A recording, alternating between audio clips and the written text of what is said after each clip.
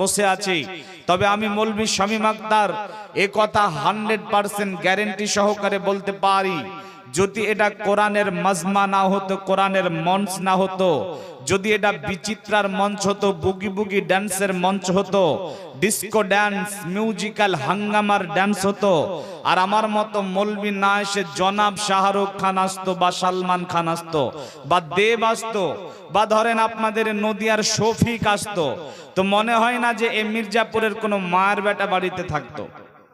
কি মনে হয় থাকতো? থাকতো নাকি?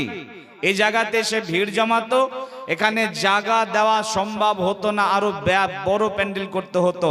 তাহলে কত অবুঝ আমরা, কত বোকা আমরা, যেখানে আসলে আল্লাহ মাফ করবেন, ক্ষমা করবেন, সে জায়গাটাকে বুড়ো আঙ্গুল দেখে বাড়িতে বসে আছি।